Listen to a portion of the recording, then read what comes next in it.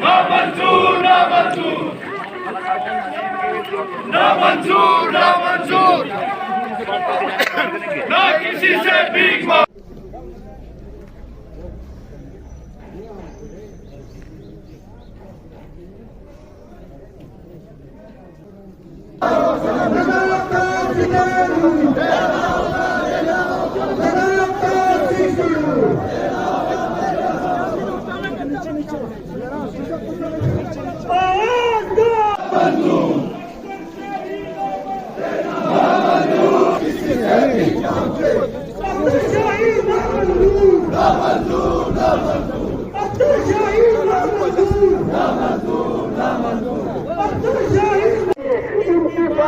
आज देखिए हमारे कायदती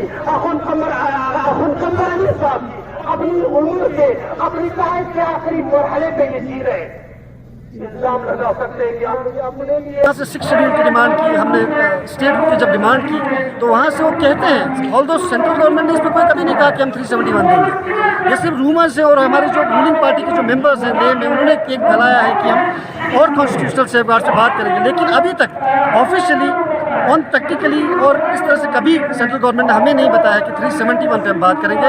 अगर वो बोलते हैं ये तब भी हम उनको सुनते और उसकी मुज़ाकरात आगे चलती, और लेकिन इसको लेकर कि 370 में itself will not fulfil our demands, क्योंकि 371 है, जैसे 371 जो कॉन्स्टिट्यूशन ऑफ इंडिया है, जो मैं आज में लेकर हूँ, 371 मैंडेटरी बोलता है, जो कॉन्स्टिट्यूशन ऑफ इंडिया ये है वो मैंडेटरी बात करता है। जैसे 371A है, 371G जो मिजोरम के लिए है, ए नागालैंड के लिए, उनमें असेंबली होनी चाहिए। असेंबली कोई लॉ पास करती है 371 में, उनको एम्पावर करना करते हैं 371 में, तभी वो सेंट्रल गवर्नमेंट के कुछ लॉज उस पर एप्लीकेबल नहीं होती है। ऐसा तो उन्होंने कभी कहा नहीं है। इनफैक्ट हमें उन्होंने गुमराही में रखा है, सिर्फ हमें घुमाते रखा है, जो अंग्रेजी में कहते हैं ना गैस लाइट किया, हमें गैस लाइटिंग करते रहे हैं। 371 पे भी हम उनसे बात करते कि अगर से वहाँ से हमें बताते कि 371 के क्या फ़ायदे हैं, क्योंकि हमें पता है कि 371 के जो फ़ायदे हैं वो 6 शेड्यूल के जितने नहीं है, 371 के जो फ़ायदे वो स्टेट के जितने नहीं हैं। तो ये सिर्फ गुमराह करने की बात है, ऑफिशियली कोई गवर्नमेंट ने नहीं कहा है। बट अगर वो कहते हैं, कल को अगर वो कहते हैं 371 पे, तो हमें मंजूर नहीं है। जब तक हमें क्लियर ना करें कि 371 को हम बैक करेंगे लेजिस्लेचर के साथ, तब तक हमें वो मंजूर नहीं है। प्रोटेस्ट का मकसद 6 शेड्यूल स्टेटहुड के लिए था, और जो 4 एजेंडा केडीए लेके चल रहा है, और उसी एजेंडे के सिलसिले से आज ये एक अजीम यहाँ पे इज्तिमा और जलसा यहाँ पे रखा गया है, जिसमें आपने जो एक्सपेक्टेशन जो सरकार चाहते थे कि लोग इस केडीए के साथ नहीं है, इस प्रोटेस्ट के साथ नहीं है, लेकिन लोगों ने इतनी कसीर तादाद में शिरकत कर ये साबित कर दिया कि ये इशू आज लद्दाख की एस्पिरेशन बन चुका है, ये एक जज्बा बन चुका है लद्दाखियों के लिए। जहां लद्दाख की यूथ आज फ्रस्ट्रेट है अनएम्प्लॉयमेंट की वजह से, इन्हीं हुक्मरानों की और बिलखुसूस जो एमपी ने जो वादा किया था हमारे युवाओं से कि मैं रोज़गार लाऊंगा आपको, लेकिन अभी उन्होंने इसकी बजाय बरक्स इन्होंने आज लद्दाख को अनएम्प्लॉयमेंट रेट में सबसे हाईएस्ट पीक पे लाके खड़ा कर दिया है। तो इसी सिलसिले से ताकि हम अपनी ज़मीन एम्प्लॉयमेंट को लेके हर चीज़ को तहफ़्फ़ुज़ कर सके, इतनी कसीर तादाद आज यहाँ पे शिरकत किया, जो आज देख रहे हैं कि ये हर किसी के लिए ज़रूरी है कि इसका हिस्सा बने, इसका पार्ट बने, क्योंकि ये हर किसी से नाता है, हर किसी से इसका रिश्ता है।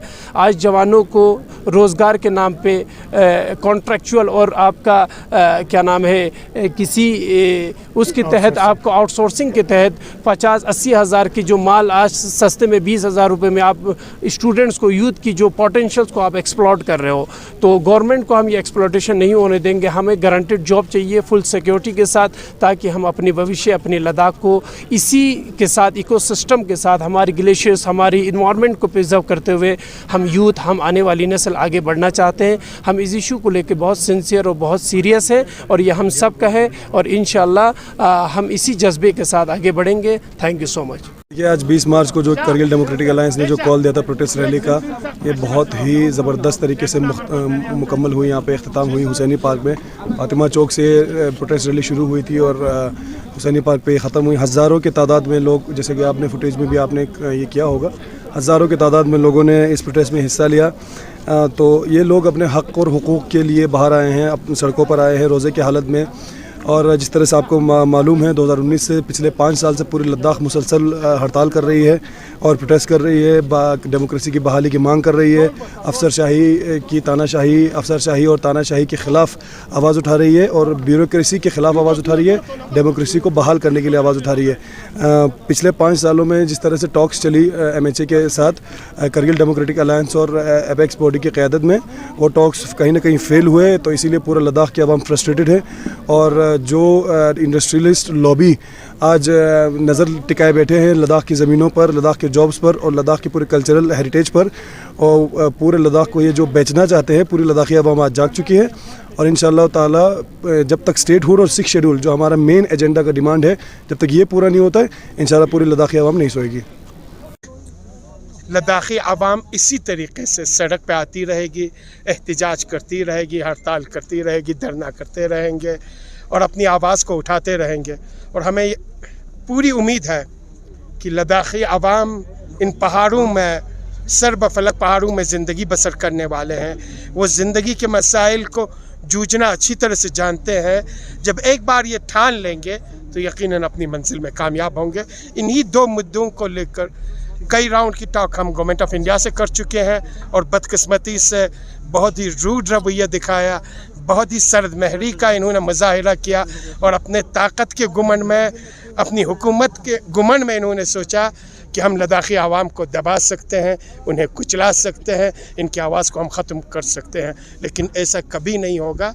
इन्हीं 2 इश्यूज़ को बहुत सख्ती के साथ लद्दाखी आवाम उठा लेंगे। कि हम लोग जो है जो प्रोटेस्ट आज जो की हमने मुख्तसर हमने कॉल की थी, देखिए कितने आवाम जो है यहाँ जमा हुए हैं, जमाखीर जो लोग जो है यहाँ जमा होकर जो आपके जो डिमांड थे आपके सपोर्ट में है।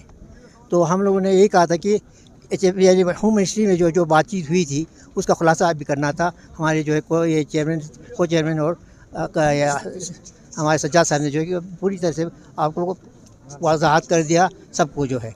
अब आगे के लिए जो जिस तरह का हम लोग 26 तारीख का जो है डेट हमने की है वो हड़ताल पे जाने के लिए, एक तो हम लोग जो आप आंचुक साहब जो हमारे डिमांड को लेके जो है आज वो 15 दिन से जो है वो हड़ताल पे है।